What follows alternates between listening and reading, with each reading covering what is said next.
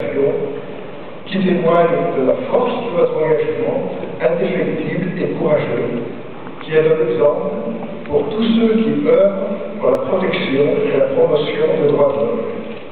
Je veux adresser mes sentiments les plus chaleureux à Madame la Présidente de la Nation argentine et saluer une nouvelle fois le travail de mémoire que votre pays a entrepris depuis 2003. La lutte contre les disparitions forcées est notre priorité commune. La France entend poursuivre son action en ce domaine. La Convention internationale de protection de toutes les personnes contre les disparitions forcées, qui qualifie les disparitions de crimes contre l'humanité, est entrée en vigueur en décembre dernier. 88 États l'ont déjà signé.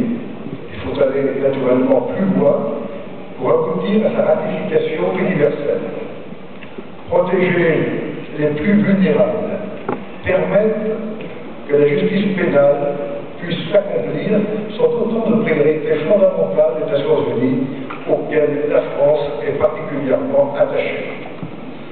Mesdames et messieurs, ces valeurs, l'aspiration à la liberté sont aujourd'hui bien vivantes.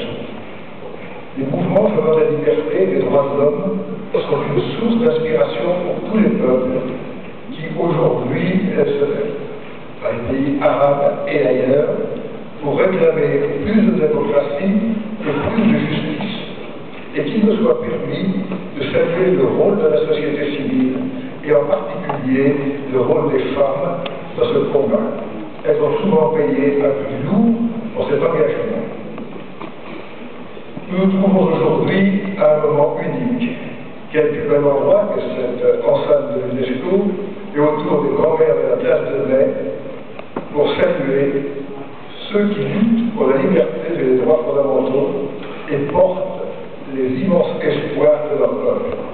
La France soutient leurs aspirations et entend porter les valeurs fondamentales qui sont les vôtres.